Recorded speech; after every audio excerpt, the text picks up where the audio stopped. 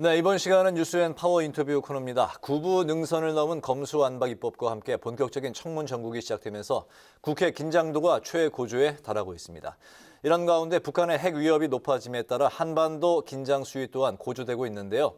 오늘은 육군 대장 출신으로 한미연합군사령부 부사령관을 역임한 더불어민주당 김병주 의원과 관련 전국 이야기를 짚어보도록 하겠습니다. 의원님 어서 오십시오. 네, 안녕하세요. 네. 김병주입니다. 네, 바쁘신데 또 출연해 주셔서 감사드립니다. 예.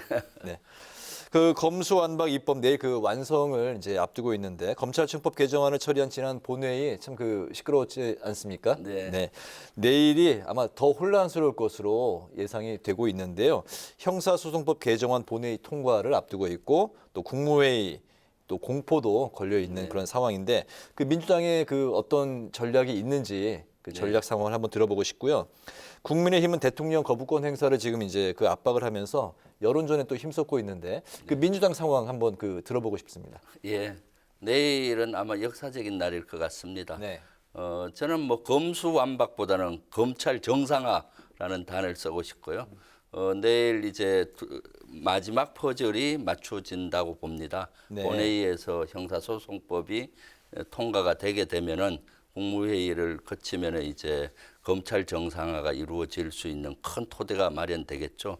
근데 내일 아마 국민의힘은 지난번처럼 아주 극렬하게 여러 가지 수단을 써서 반대를 하리라고 봅니다. 하지만은 이 검찰 정상화와 관련된 두 가지 법, 이것은 여야가 합의했던 사항이지 않습니까? 네. 여야 원내대표가 의총에서 추인을 받아서 국회의장 중재하에 네.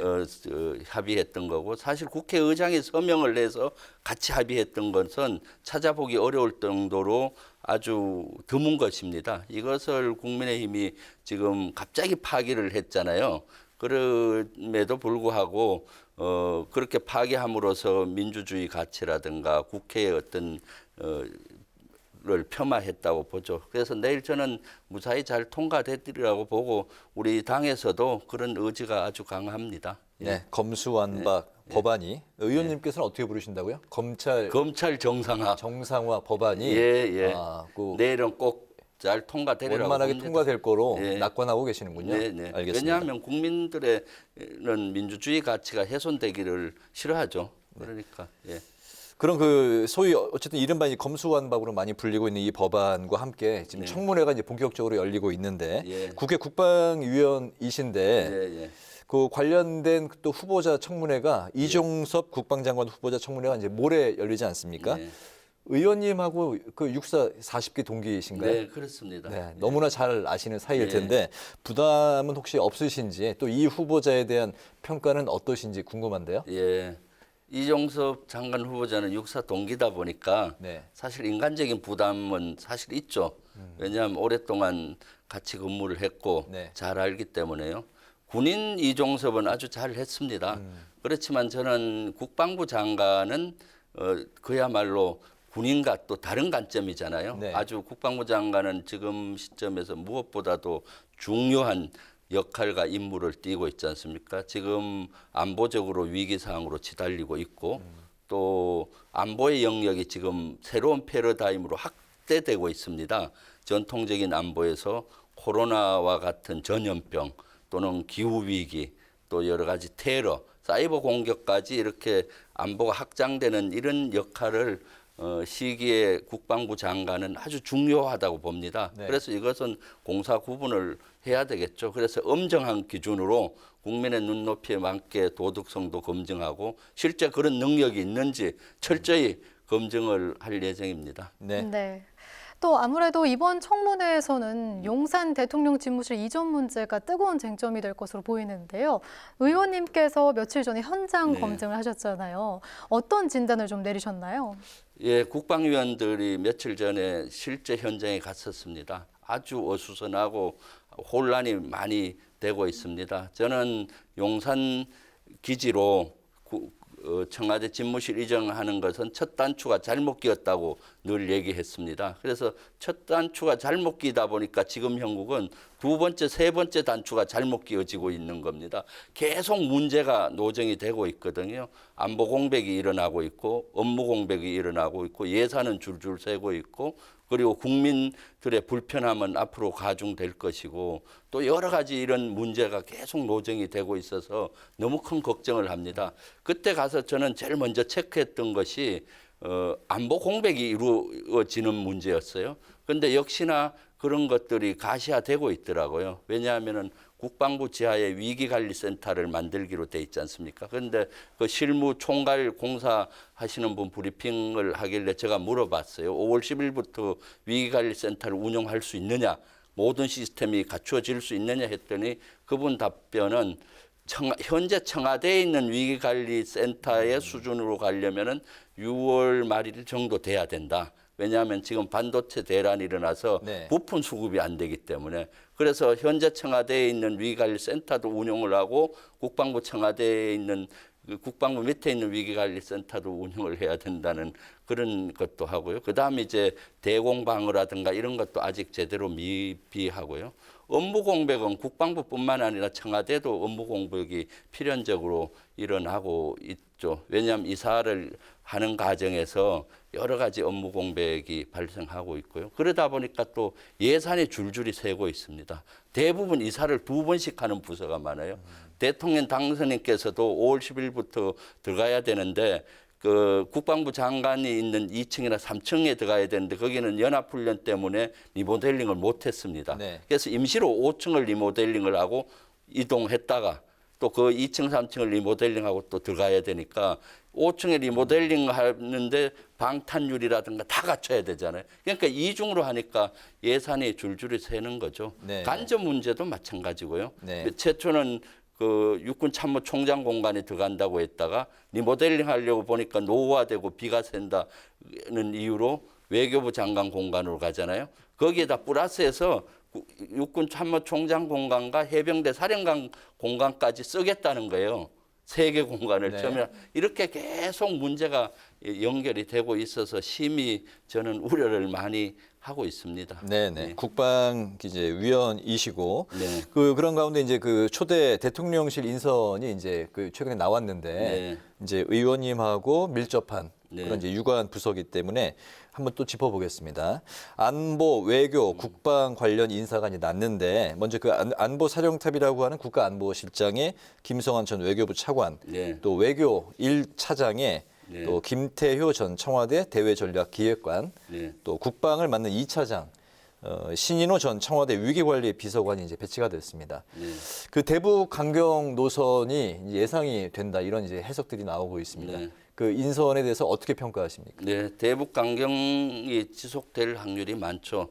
저는 편협된 어떤 정책을 폈던 분들 또 편협된 사고를 가지신 분이 그 인선이 됨으로써 저는 심히 우려합니다. 10년 전 이명박 정부의 안보실의 재판이다. 이렇게 평가하고 싶어요. 김성한 안보실장 같은 경우는 어떻습니까? 윤석열 당선인하고 초등학교 동창이잖아요. 50년 지기. 그리고 사실 외교부 차관 외에는 행정적인 경험이 없습니다. 그러니까 안보는 이론과 실제가 대단히 중요한데 그야말로 우리 안보를 총괄할 수 있는 능력이 있느냐라는 의문을 가질 수가 있고요. 김태호 특히 제1 그 안보실 1차장 같은 경우는 논란의 중심에 서 있는 인물이죠. 이명박 정부 시절에 외교 안보의 실세였습니다. 안보실에서. 그때 여러 가지 논란이 많았죠. 또 실패한 정책을 많이 했고요. 예를 들면 비핵 개방 3천을 해서 북한하고 비핵화하는 데 있어서 비핵 개방 3천 정책이 실패했잖아요. 이것은 박근혜 정부에서도 비판을 받았던 정책입니다. 그럴 뿐만 아니라 친미 친일적인 인사라서 예를 들면 일본 유사시에 자위대가 들어올 수 있다라는 걸 옹호하고 또 지소미아에 대한 정보에 대한 협정을 비밀 밀실에서 했다는 논란이 많이 있었었고요. 그래서 이런 논란의 중심에 있었던 사람이 안보실 1처장에 간다는 것은 저는 심히 우려가 되고 있습니다. 네. 신인호 2차장도 마찬가지 박근혜 정부 때 세월호 사태가 일어났을 당시 국가위기 비서관을 했습니다. 그러니까 그 당시 세월호는 그야말로 위기 관리를 못한 전형적인 거잖아요. 이러한 것들을 실패했던 분을 다시 기용하는 것은 국민의 눈높이에도 안 맞을 뿐만 아니라 앞으로 안보 정책에도 심히 우려가 되고 있습니다. 네. 이런 가운데 북한의 위협 수위가 높아져 가고 있습니다. 최근 치러진 역대급 열병식에서 대남 타격용인 전술 미사일부터 대륙간 탄도미사일 ICBM까지 전술 전략 무기가 대거 등장을 했어요. 북한의 군사력 현재 어느 수준으로 우리가 좀 판단을 해봐야 될까요? 네, 저는 북한의 군사력 중에 특히 비대칭 전력, 핵과 미사일의 위협은 점점 우리에게 실제적인 위협으로 다가오고 있다. 대단한 위협이기 때문에 어떻게든 비핵화를 위한 노력을 가일층해야 되겠다라는 생각을 했습니다. 그리고 이번에 열병식 때 보시면 알겠지만은 이번 열병식을 유심히 관찰해 보면은 북한의 정책이나 전략을 읽을 수가 있습니다. 특히 이번에는 역대급 2만 명 이상이 참가하고 핵 추진하는 각종 미사일, ICBM을 비롯해서 SLBM이 선보였잖아요. 그러면서도 저는 의미 있게 봤던 지점이 김정은 국무위원장이 하얀 예복 있잖아요. 군복, 원수복이라고 하죠. 원수계급장을 달고 나왔습니다.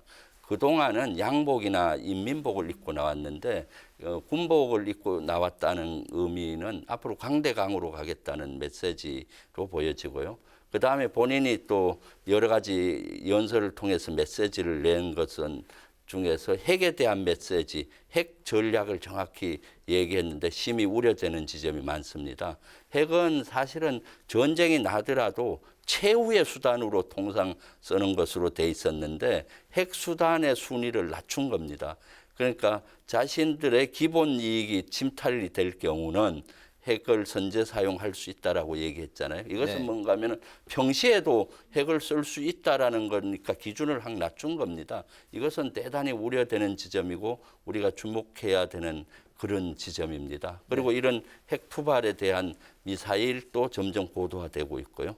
북한은 김정은 이제 국무위원장이 말씀하신 대로 핵을 최후가 아닌 선제 사용 가능성을 열어두는 그런 의지를 이제 최근에 이제 피력을 했습니다. 이거의 이런 배경에 대한 해석으로 미국의 경고장을 날린 거다. 그리고 이제 윤석열 당선인이 그 선제 타격론을 언급을 했는데 여기에 대한 맞대응이다. 이런 해석이 나오고 있는데 그 의원님께서는 그 배경을 어떻게 해석하십니까? 첫 번째는 북한이 우리에게 핵 위협을 하는 것이죠. 핵 위협을 하는데 순위를 핵 선제 타격하겠다는 위협장을 보내는 것이고요. 두 번째는 이제 그 말씀하신 대로 미국에 대해서 어떤 협상의 주도권을 잡기 위해서 이렇게 얘기하는 것이고 경고하고 이렇게 하는 것이고요. 세 번째는 아마 윤석열 당선인이 후보자 시절에 선제 타격하겠다 뭐 이렇게 했던 것도 영향이 있고 또 최근에는 4월 1일 날 서욱 국방부 장관이 미사일 전략사령부 창설식에서 북한의 징후가 있고 할 경우는 원점을 선제 타격할 수 있는 태세와 능력을 갖춰야 되겠다. 이런 얘기를 했는데 그것도 일부 저는 영향이 미쳤다고 봅니다. 어쨌거나 우리가 주목해야 되는 지점은 이러한 북한이 핵을 위협하고 있고 또한 핵의 북한의 능력이 고도화되고 있기 때문에 북한의 핵을 비핵화시키는 이런 노력을 더 노력을 해야 되겠다라는 그런 생각을 하고 있습니다. 여기에다가 북한의 7차 핵실험이 기정사실화된 것 아니냐 이런 관측이 또 나오고 있고요. 이번 달에 대형 정치 이벤트들이 있잖아요. 윤 당선인 취임, 또 한미 정상회담 등의 이런 이벤트들이 있는데 이에 맞춰서 북한이 무력 도발을 할 가능성 또한 점쳐지고 있거든요. 어떨까요? 우리 군도 대비가 필요할 것 같은데요. 네, 당연합니다. 지금은 안보 위기 사항으로 치달리고 있기 때문에 군은 대비태세를 확고히 해야 되고 특히 한미 동맹을 기반으로 해서 연합 방위태세를 확고히 해야 됩니다. 그 말씀하신 대로 5월, 6월 이렇게 되면은 점점 북한이 도발 순위를 높일 것으로 봅니다. 핵에 대한 7차 핵실험도 여러 가지 징후가 나타나고 있잖아요. 그리고 나머지 핵실험 외에도 지상이나 공중 도발이라든가 사이버 공격이라든가 이런 여러 가지가 예상이 되기 때문에 철저히 이런 대비를 해야 되겠죠. 이렇게 안보적으로 중요한 이런 시기에 윤석열 당선인은 청와대를 국방부로 이전한다고 해서 저는 국방부가 아주 지금 여러 가지 혼란을 겪고 있기 때문에 거기에 대해서 더 심히 우려를 하고 있습니다. 네, 오늘 저희가 드렸던 그 질문과 답변 외에 또 추가로 하시고 싶은 말씀 있으시면 시간을 좀 드릴까요? 네, 저는 지금은 어느 때보다도 안보적으로 위기로 치달리고 있습니다. 2017년도를 보는 것 같아요. 2017년에 북한의 핵미사일 실험으로 한반도가 전쟁의 먹구름이 끼었었죠. 그때 저는 한미연합사 부사령관을 하고 있었습니다. 네. 그때 실제로 그런 걸 느낄 수가 있었어요. 제가 군복을 입고 있는 동안 전쟁이 날 수 있겠다라는 위기감을 느끼고 또 청와대와 국방부 장관님께 이걸 억제하기 위해서 여러 가지를 해야 된다 또 건의도 하면서 한편으로는 한미연합태세를 높이기 위해서 노력했는데 지금이 그렇게 가는 것 같아요. 북한은 늘 정권 초기에 주도권을 잡기 위해서 도발을 핵책을 하고 그런 것들이 에스컬레이트가 돼서 전쟁의 위협으로 가는 거고요. 또 윤석열 당선인 측에서는 점점 북한에 대해서 강공으로 가고 있잖아요. 그래서 저는 문재인 정부에서 했던 것처럼 북한을 비핵화시키면서 평화체제로 가는 이러한 전략들을 잘 구상을 해서 우리가 전쟁을 억제한 가운데서 평화체제를 만들어 가야 되지 않나 하는 생각이 듭니다. 그렇기 때문에 지금 가장 큰 문제 중에 하나가 사실 이럴 때는 청와대로 들어가서 안정적으로 해야 되는데 청와대가 위기관리센터도 있고 또 국방부하고 합참은 전쟁 지도본부나 마찬가지입니다. 이런 걸 막 뒤흔들어 놔서 지금 어수선한데 이럴수록 우리가 정신을 바짝 차리고 대응태세를 잘 해야 될 걸로 보입니다. 알겠습니다. 오늘 뉴스앤 파워 인터뷰는 이제 마치도록 하겠습니다. 오늘은 윤석열 정부 초대 내각 인사청문회 그리고 북한의 핵 위협에 대한 대응을 중심으로 지금까지 더불어민주당의 김병주 의원과 관련 이야기를 나눠봤습니다. 의원님 오늘 말씀 고맙습니다. 잘 들었습니다. 네, 고맙습니다. 감사합니다.